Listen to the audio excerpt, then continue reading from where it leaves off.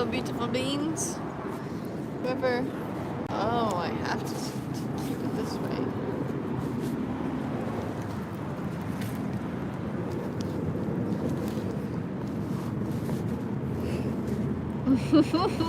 It feels so strange that I have like eyeshadow on. It looks really good. I've been thinking that. Thank you. That's what I thought when I put it on. Could it match the skirt? And I thought we were gonna be in the studio, so I was like, oh, this time when we film, I'll look presentable.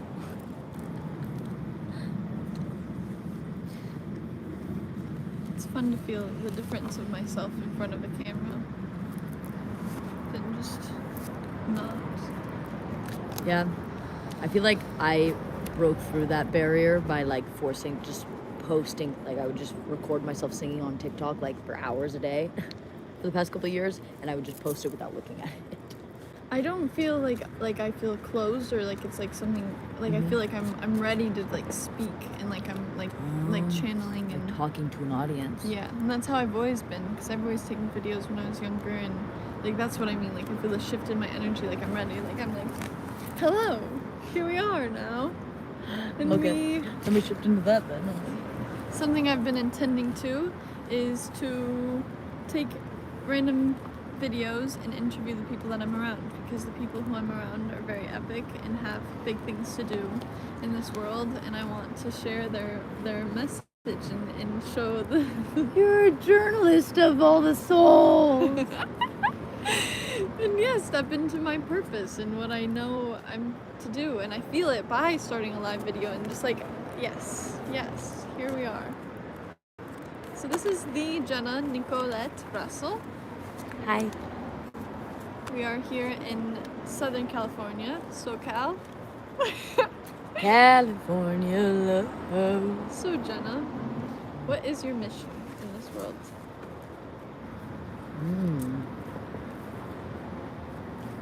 To alchemize the waters that exist between us all at the deepest level and thread it with light. Thread those waters with light.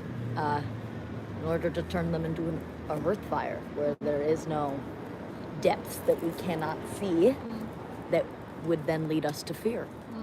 There's no depths we don't understand, and so then there's no conflict.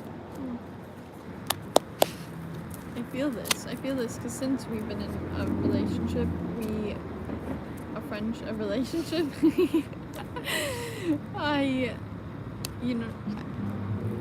in the past couple months really been going through my depths and like I feel like everything's coming up that's stopping me from being in my purpose. Or for heartbreaks.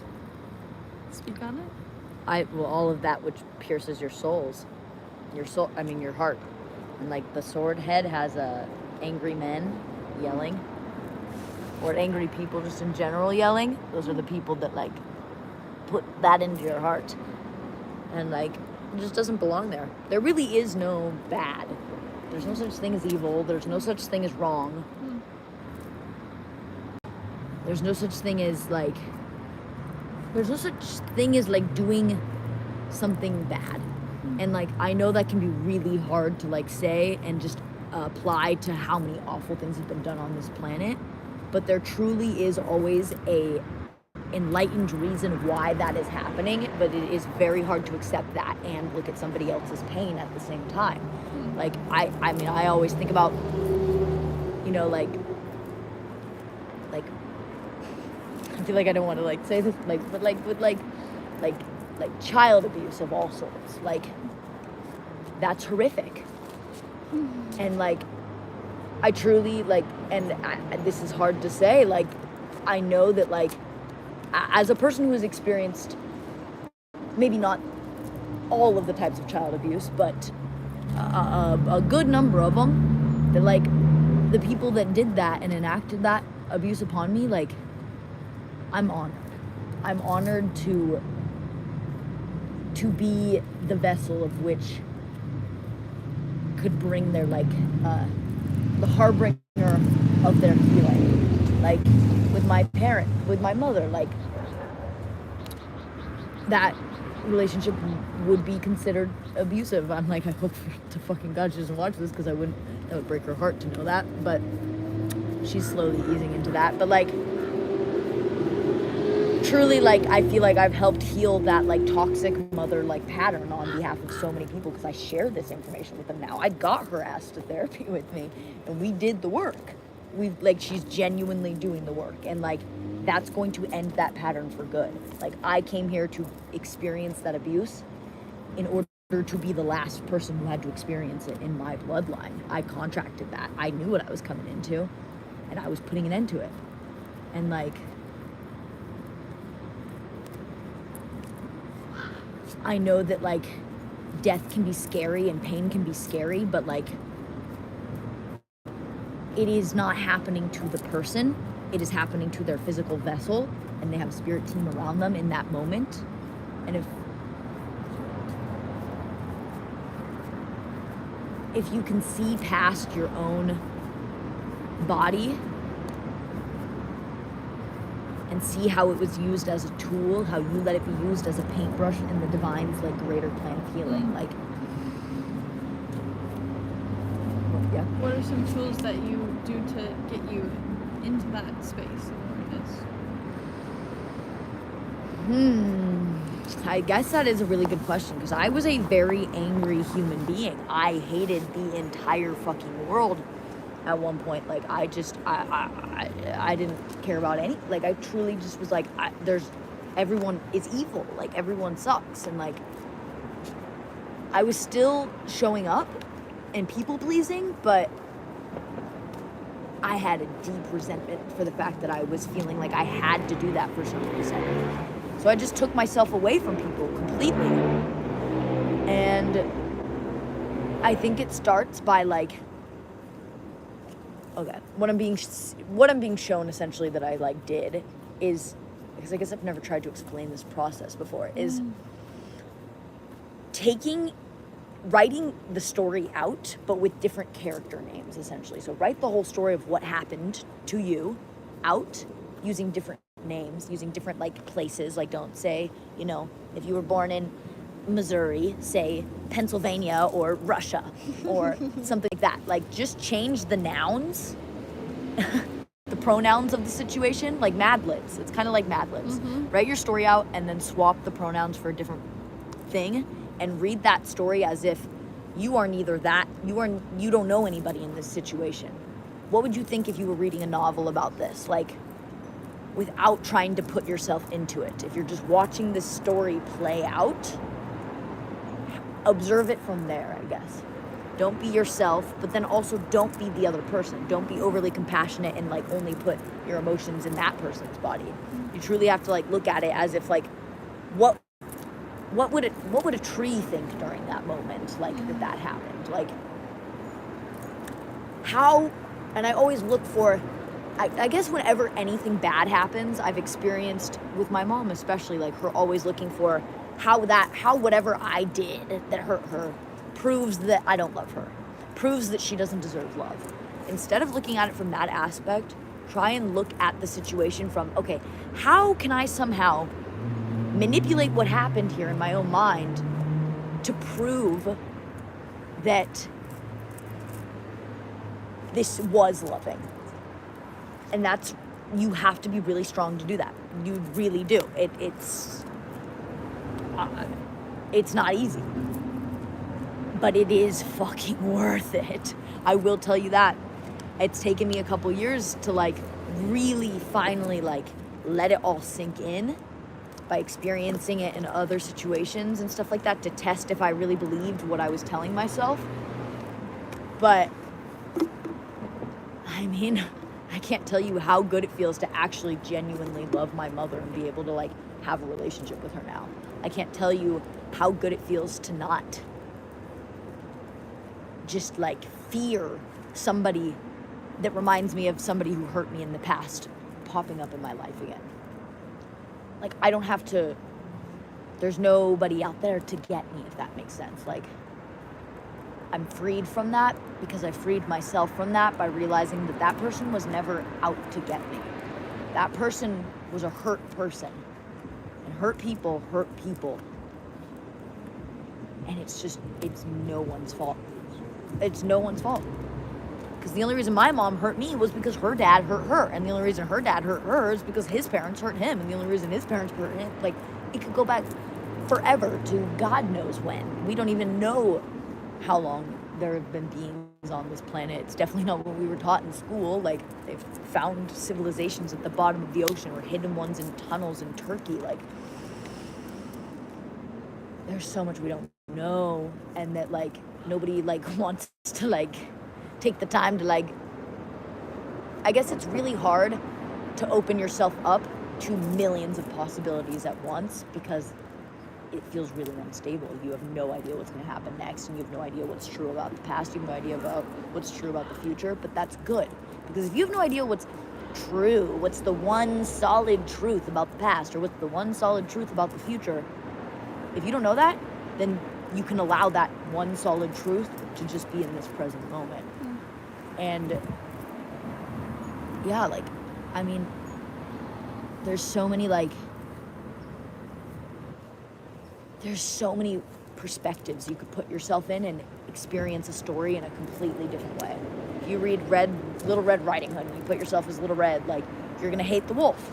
But if you put yourself as the wolf in the story, like, you're gonna hate Little Red Riding Hood. If you put yourself as the grandma in the story, you're gonna hate yourself for being too old to fend for yourself. I don't know, but, like, it's just about what character you are labeling yourself as in that story, and that's going to define the way that it impacts you and your life and who you are and who you allow yourself to be and how much power you allow yourself to ground on this planet that's already yours. Like,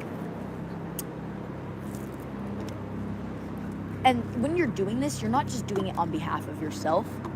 When you're forgiving something that's really hard to forgive, or you're trying to see it from a different perspective that could be good, even though you feel like such a victim on the inside for it, because you were victimized in that moment, but you don't have to be a victim. You don't have to play the character of victim just because you were in that one moment in your life. You don't have to be a victim for the rest of your life. And you can actually take back your victimhood from that moment and realize, oh, my higher self actually knew exactly what the fuck was going on in this situation. I was surrounded by guides in this situation. Like, I was not alone. I did this on purpose. It's exactly like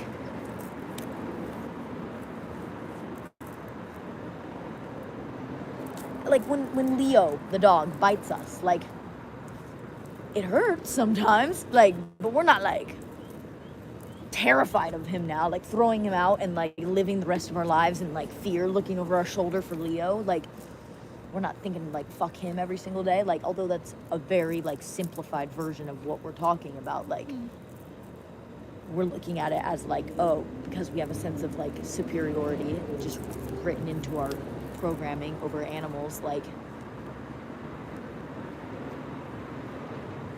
not that we can't unwrite that one day, but it is just inherent now. Like, because we feel like we are the one with the control and the power in that moment, we don't hate Leo. We're not afraid of Leo. We don't feel like a victim in that moment. So it's about finding a way to look at your past trauma as you actually being the one having the power in that moment.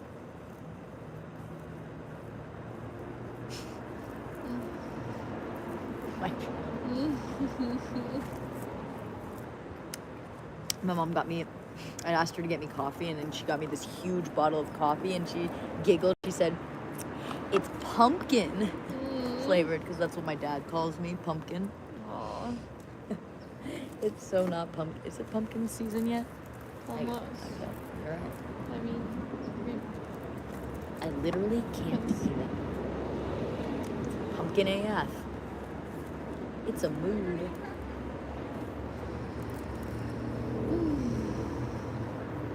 I feel like that's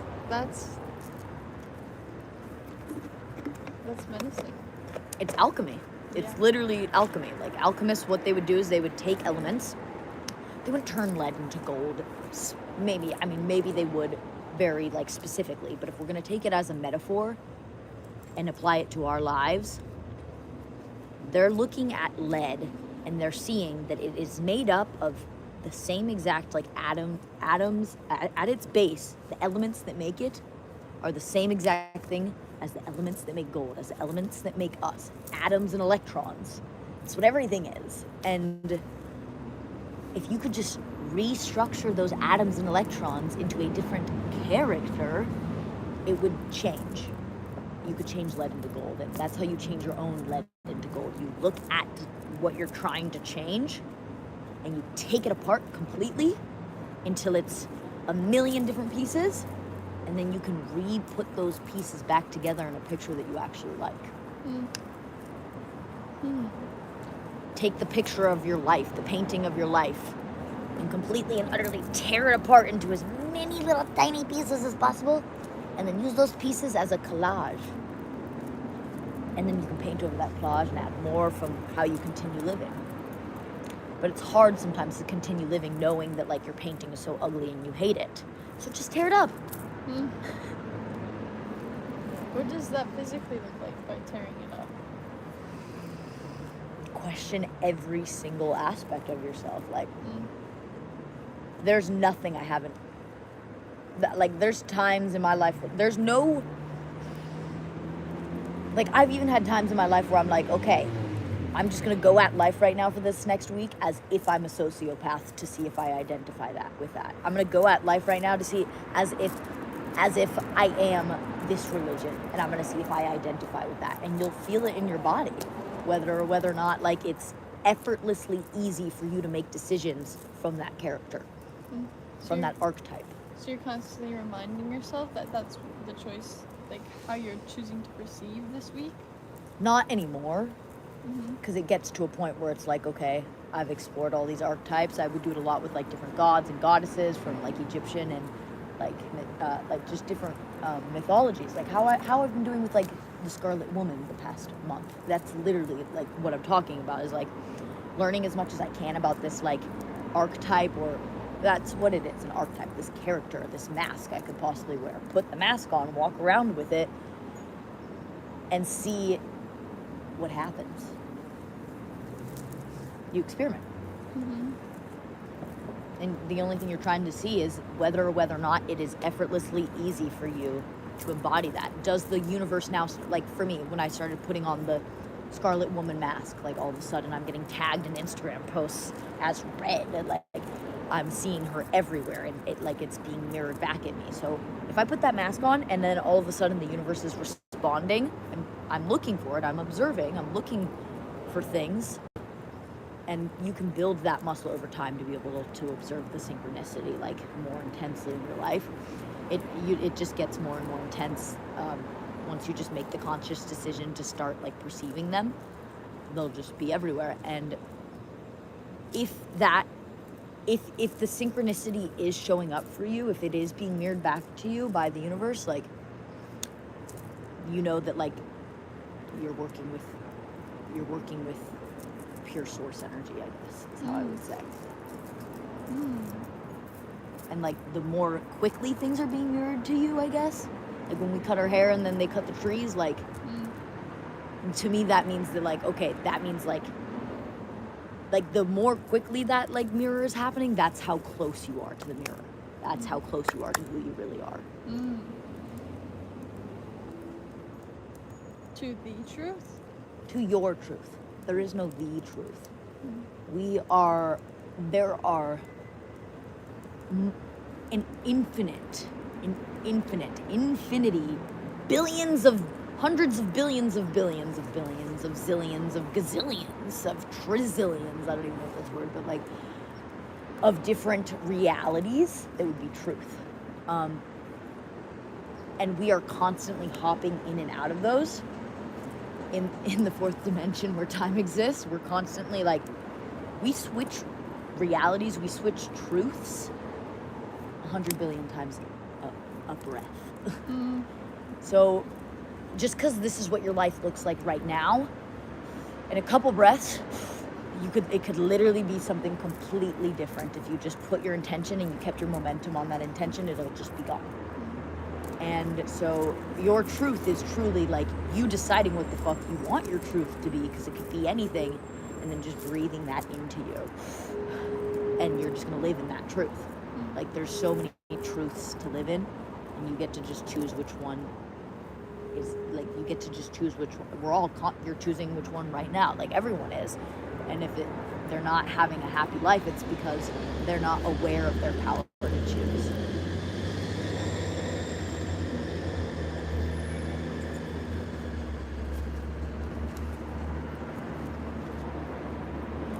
What is your relationship with presence, and how do you bring yourself to full presence? I think about this a lot actually with you whenever you talk about like I want to be present with you and stuff like that.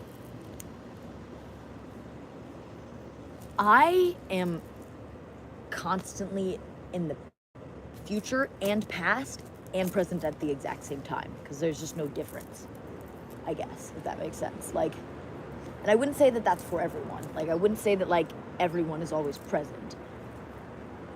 But I'm always like, when I'm like looking at you and I'm listening to you, I'm like seeing like what past decisions made you get to that point where you're saying this thing. Like, and then at the same time, I'm seeing where you saying this thing right now is then going to lead you, if that makes sense, on these fractals timelines. So it's like, I can't separate past, present, and future because it's like, they're all the same thing to me because I don't know why. They're just not separate in my head at all. But there are moments in which you are like living in the past where you're ruminating and stuff like that. But I would honestly argue that that's living in the present too, because that's obviously something that is affecting you so much that like you have so much energy stored there, and that must be important. That must have some sort of clue for you. That must have some sort of guidance for you. That might be your guiding star right now in that moment to get you to where you need to go. Even if it doesn't look healthy or make sense to other people outside of you, like, who cares? Yeah. There is no healthy for everyone. It just doesn't exist.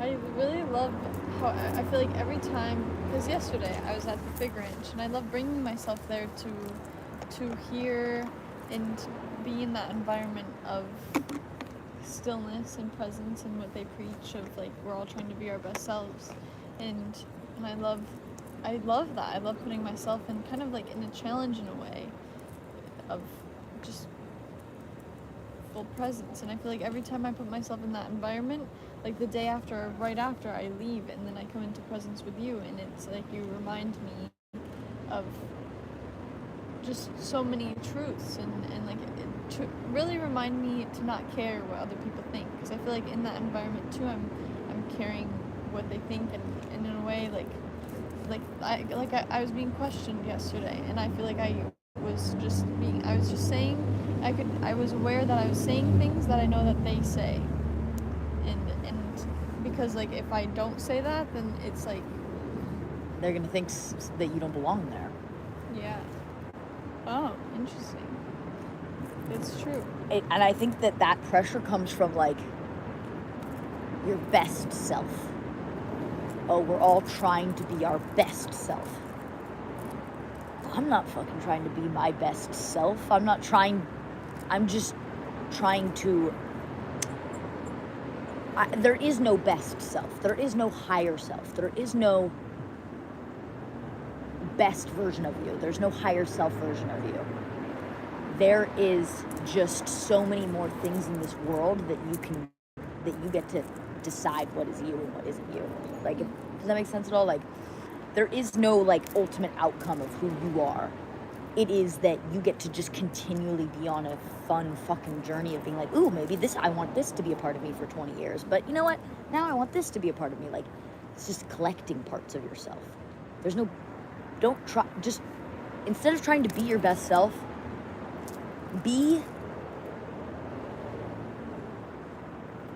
try to collect more parts of yourself in every moment. Not be your best self in every moment. Try to collect and discover more parts of yourself in every moment. Because I feel like trying to be your best self leaves room for judgment. It leaves room for this is right and this is wrong. This is your best and this is not your best. And like, that is all arbitrary based off of who is saying what is best and what isn't best. Like, but if you're just trying to discover more parts of yourself in every single moment, that's true presence. And that allows you to go to the past. That allows you to go to the future.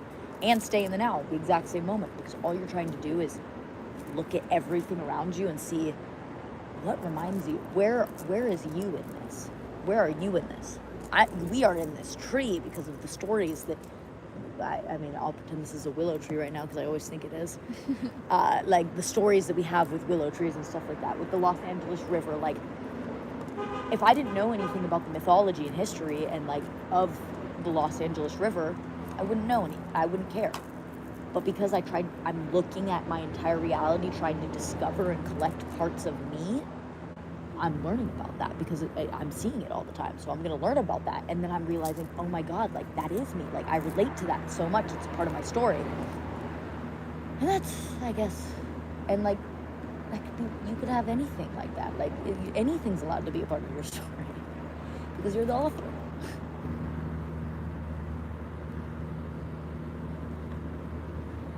And there's a lot of spiritual communities like, and religions and just everywhere in general, honestly, like politics and stuff, just groups in general that are all trying to find a sense of belonging with each other by all believing in the same thing.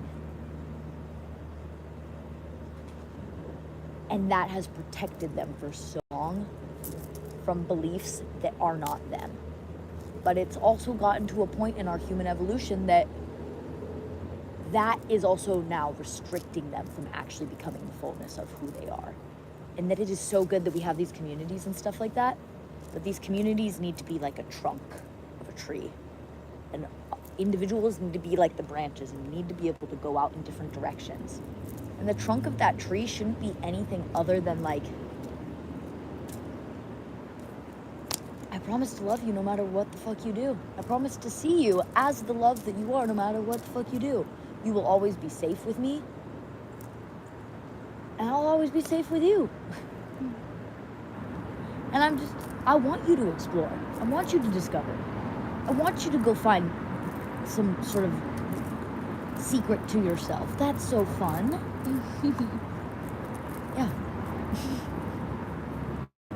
And I think that like we can help with spiritual communities and with people that are based in such tense tradition, like people who only follow ancient knowledge or knowledge passed down to them by their grandmothers and stuff like that. Like that is so beautiful, and like we need that, but it can't be just that. That needs to be the tree trunk. And now like, because otherwise we would just be doing the same, like there would be no evolution, there would be no growth. If there was only like, if there was a right way to do something, or like if tradition was correct, like we would never ever do anything other than that.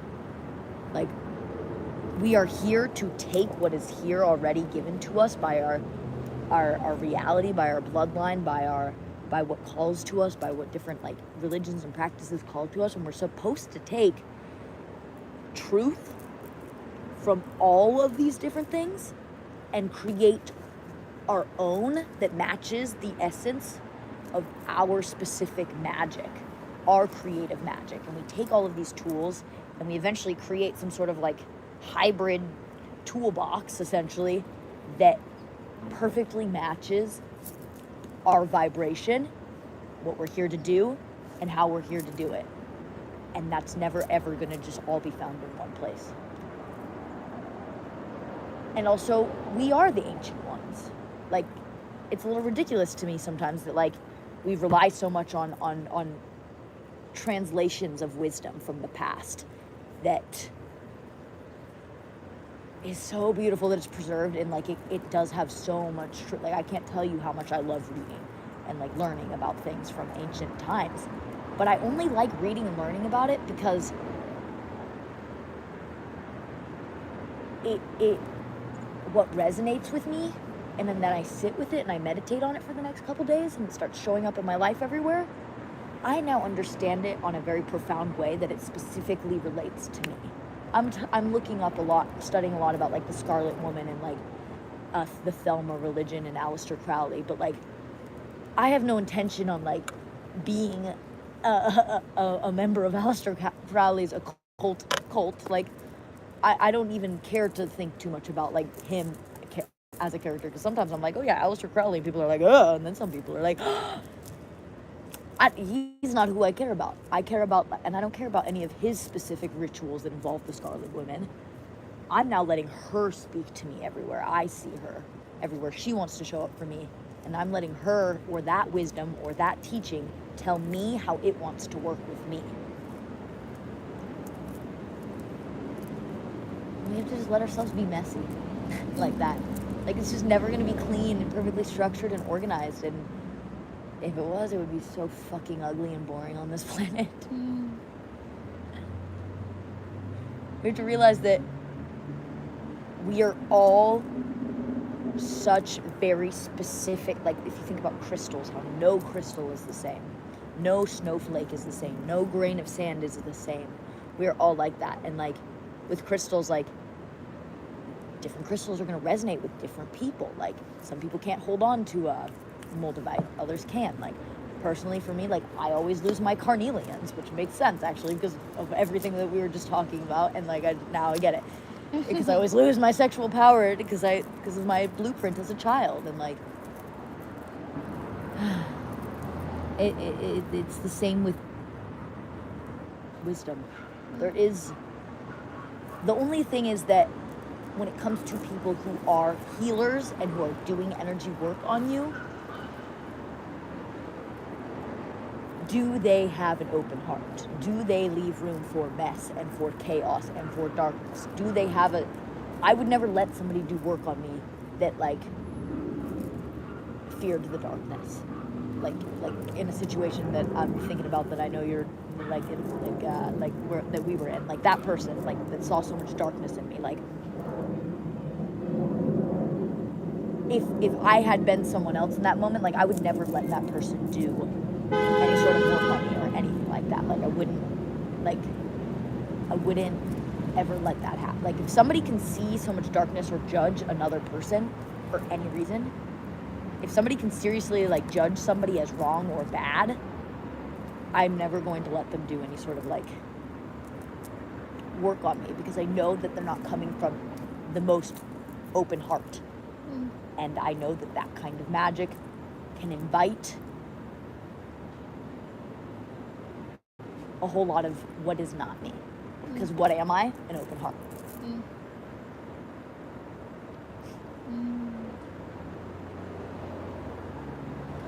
The phrase like boundaries have been coming up around me, like creating our reality. How do we create our reality and have it be sustainable and have it be something that is sustainable? I feel like with like you're putting up, I feel like it's like a boundary of you putting up, like if they don't have an open heart, then like I don't want that. Yeah. But how, and so how, I guess I'm assuming that when you say, I feel like I know the answer. It's that when I say that out loud, I'm speaking that to the universe, I'm speaking that to you, I'm setting that intention. Anything that, any sort of magic or anything like that that would come from a not open heart, literally just falls away from my life. I don't have to do anything. It just literally gets transported to a different place with nothing of my own doing. Like, it's not that I have to actively like work to enforce that boundary. I just tell that boundary to the universe and it's just listened to. And if you have a boundary that isn't being listened to, it's because maybe you're supposed to look at why you have that boundary in place. Boundaries are so great, but they're not, I think in a lot of like self-help communities at least, they are used as a manipulation tactic to force someone into your own will in order to interact with you. It's not always like that, but it can definitely be co-opted like that. And like I've witnessed myself co-opted like that, like having a boundary where like it's my boundary that I'm allowed to not respond to people for 2 years and they just have to be okay with that because of my ADHD. Like, I actually don't think that that is an acceptable boundary for me to have, but that's one that I kept in place for a very long time to protect myself from my own guilt and shame and self-hatred. And in the perfect world that we are creating right now as we speak, nobody needs to set boundaries with each other, because you just set boundaries with the universe and you trust that that's exactly where you're going to flow. Surrendering to the fact that you already set that boundary, surrendering to the fact you already set that intention, surrendering to the fact that you already stated that you wanted to manifest that situation or whatever, and just realizing that, like, the energy that represents that is now the energy that you live in until you choose otherwise.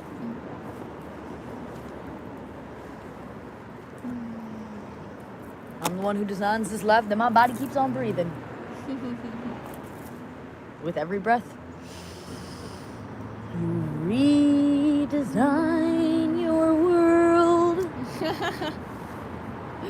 Mormon song. Yeah. That was a Mormon song. I love it, but it wasn't. It was just the tune. To bring the world His truth. I think the only reason why I've gotten to this point where I hold this much wisdom at this age, like, I know it's kind of, like, ridiculous for me to be like, I have an edit to these, like, grandfathers of tradition that absolutely know what they're talking about. It's not a saying that they're wrong. It's just a saying that, like, but wait, there's more. And the only reason I've been able to get there is because I was so aggressively trapped in a very fundamental cult my entire life, and I literally, like, that was my everything. And then I found out that the person that started the cult was a pedophile. And what do you do with those two things? I thought he was like a god, but now I'm finding out he's a pedophile. Like, what? And so by learning how to, like, reconcile that within my body so that I could just continue to want to be alive and not be so confused, like, that's how I've gotten to where I am today. It's because I chose to take on so much mental, emotional, spiritual, and physical abuse in my life. I've then been able to go back, and it got to the point where it was just a whole pile. And it was either like, okay, I'm either going to need to sort through all of this and throw it all away, or I'm going to leave this planet.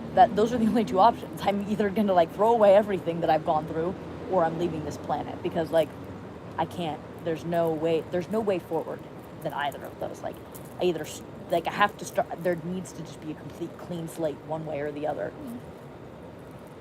And I was ready for that to be physically. I was ready to just leave this planet physically. And I, like, in Mormonism, Jesus Christ gave up the ghost, and I experienced a situation where I gave up the ghost. And the ghost appeared to me. The ghost is the Holy Ghost, or your holy angel guardian. The angel appeared to me and said, get in the fucking water. And I army crawled into a bathtub, and I just breathed. I couldn't breathe during this time, and I was just submerged in the water. And I was just screaming in my head, my thought, using my electrical energy while immersed underwater, baptizing myself, essentially. I am only love and light, I am only love and light, I am only love and light. And in that moment, I completely and utterly was cleansed of everything that had ever happened to me. The waters were purified. Now, that doesn't mean I couldn't invite that back in by thinking about it, but now every time I invited that back in, it was in my control, and I was the one thinking about it. So that's how I've become this powerful, and I guess I feel the need to explain that sometimes, because it's like, whoa, I hate the idea that somebody's like, who the fuck is this, like, 20-year-old, I'm 24, talking about this, like, who does she think she is? I guess I have my own shadow where I think that, like, I couldn't possibly know what I'm talking about if I'm this young, but that's just because that's what old people told me when I was little, and I was trying to tell them in Mormonism that reincarnation was real, and that Mary Magdalene was Jesus' girlfriend, and that, like, I was seriously trying to convince, like, bishops that reincarnation was real, like, full on, like, having discussions with them as, like, a 6-year-old. And I, like, remember it, and my Mormon grandmother always talks to me about it. Because it was just so funny. I was using words, like talking in paragraphs, like, I was not 6 years old.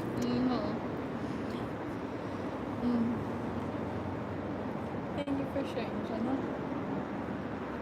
Thank you for receiving, Jenna.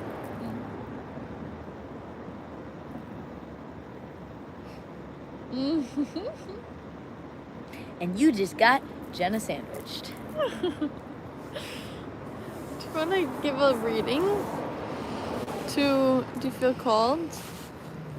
I guess there's one person watching. Is there This- comments? No, there's no. I can't tell. Where's the comment go?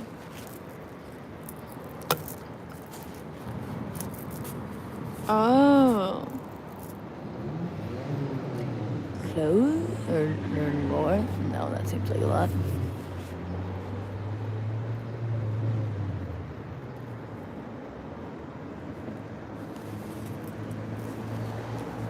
Okay. Okay. I mean, no, I don't feel particularly waxing crescent moon and Mars. Oh, hello. That's my friend Giovanni. Giovanni, do you have a question? That makes me so happy. Bless you. Thank you. Who are they? He is from Michigan. Mm-hmm. His thing is King Cozy because that's one of his rapper name. I love it.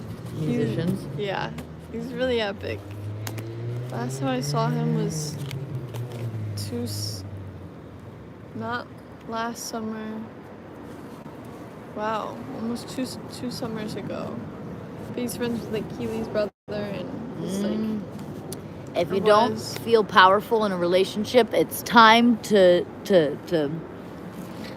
leave. LOL, I was just enjoying this. It's just It's I good. love you for calling it wisdom, because that's what it is. And I think that I have more actually now. This conversation really applies to like something that AJ and I were talking about, and something that we actually witnessed one of the first bonfires we all did together, like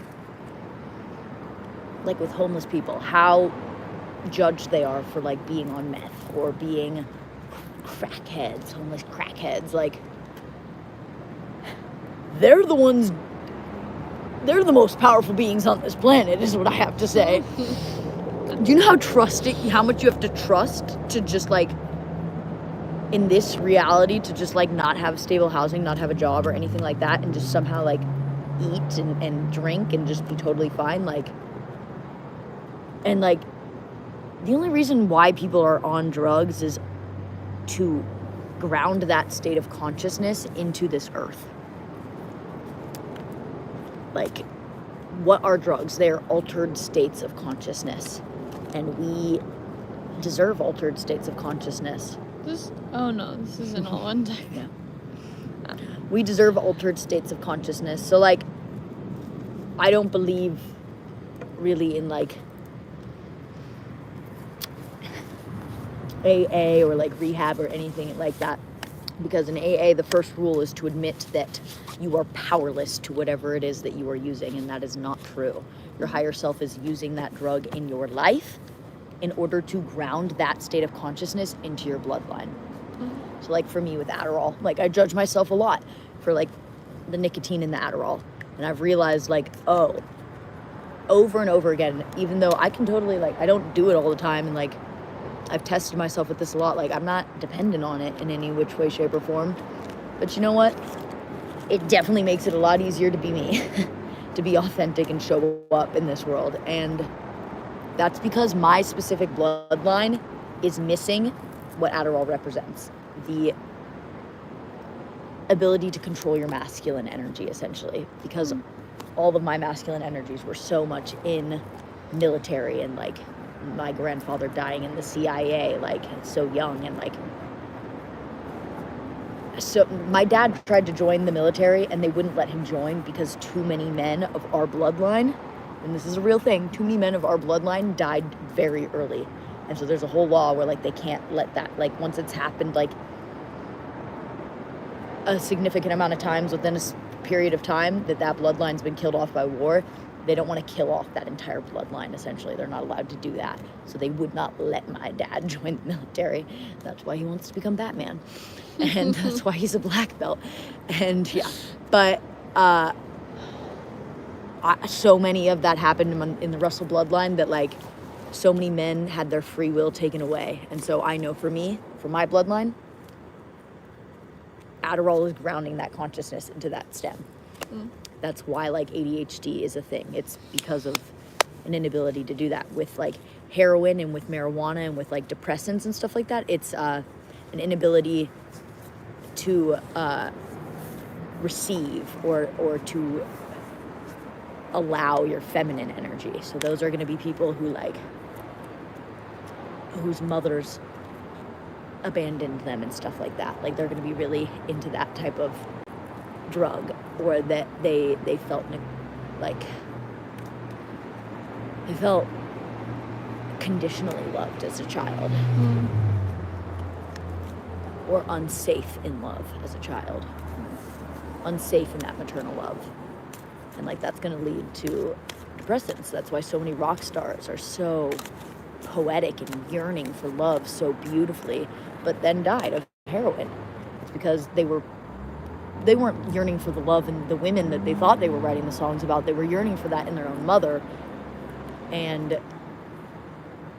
even if it's not their mother specifically, their mother's mother, or that's just something very prevalent in their DNA. It doesn't have to be their specific family.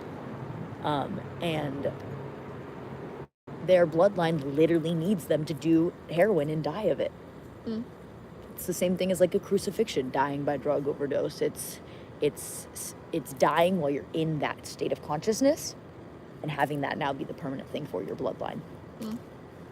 Having that ripple up. Only deaths can solidify the truth to remain. Another one myself. I recognize. Yeah.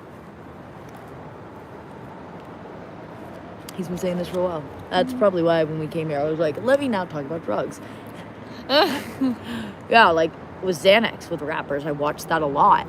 What does Xanax do? Kill anxiety. I see so many rappers like taking Xanax, and I like they're so anxious because they're trying to control. They've been taught that they need to control. That's like, instead of with Adderall, it's a lack of being able to control your masculine energy or your Ida in like Kabbalistic energy channels. I don't know exactly what wisdom that comes from, but I know it's called Ida. Xanax would be the opposite cure to that. Xanax would be, and that's why when I took Xanax one time, I went off the like it. I'd never done. I don't remember any of it. I'd never fully like left my body like that before. Like it was so just not me. Yeah. And what Xanax cures is like, or at least what I'm seeing is in over control of that masculine energy.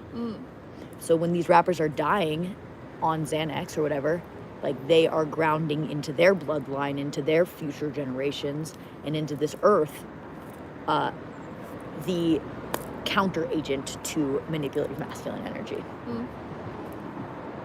And for like Adderall and meth, it is the counter agent to manipulated masculine energy.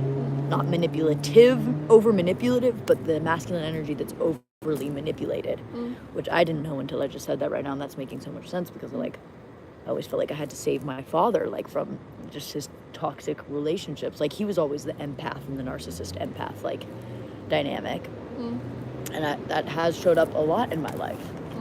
Toxic, like maybe not toxic, because I guess I use that word in a different way than other people do, because it's still loving to me. Like I don't fear toxins, like I use them. I'm like, I don't care. They have their purpose, but like feminine energy that manipulates. Manipulative feminine energy is what I'll say. Overly manipulative feminine energy. Like the cure to that would be marijuana. And like, I don't know too much about that actually. I don't know what the cure to that would be actually, but it's out there. And maybe, no, it doesn't matter. I know alcohol is the cure to manipulated feminine energy, but I don't know what the cure is for manipulating feminine. Oh, heroin, stuff like that is the cure to manipulating feminine energy. And I feel like I've my whole life been attuned to that because it's been a core desire of myself for my father, and like And do you believe? I want to just go back because you're saying the cure is alcohol and heroin, but it's not the only cure. I want to hear that spell. Yeah. Sorry, I don't mean that. I mean in that like that's the medicine that it has to offer. That's what it's truly medicine for. That's why this happens.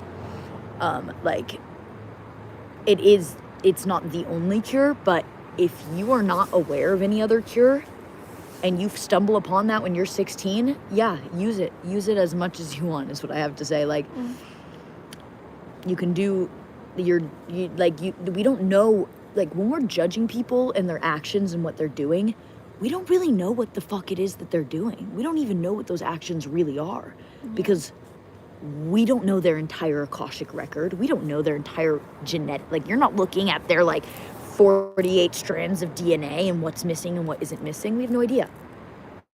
So how dare we think we know what that DNA needs? I like the release at that moment. Right?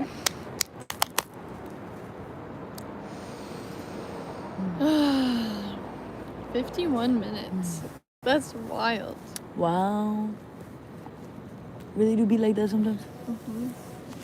But that's also why it's not sad when any of the rappers die, or like when John Lennon died. Like, it's not sad that they died so young of a drug overdose. It's like actually kind of dope because that means they completed their karmic contract so fucking quickly. That's potent. Oh, and that's what happened with Nikolai, with fentanyl. Oh, and Eric too. This answers so many questions. Wow.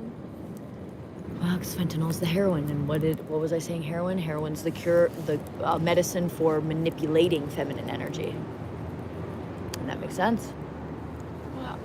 That makes perfect sense. Oh my God, that's exactly what I was trying to talk about Eric too, about his mom before he died. His manipulating feminine energy in his life, his mom. And that's why Margaret was so manipulative. Yay. I just discovered the truth about drama. Yeah, they made the impact they needed to make. Exactly. Wow. I'm really grateful to have witnessed, and it feels like a completion of this recording. Gio, thank you so much for being here. It makes me so happy. Let's make music. Yeah, make music, hit me up. We'll come see you. I already know we're going to Michigan because there's a whole thing in Lake Michigan that I've been researching that I want to go find. I've been like researching like different places we can go find treasure. In Michigan, dude. Oh my gosh. Yes. Oh yes, Michigan's a place. Yeah. All right. Thank you. I love you. We love you.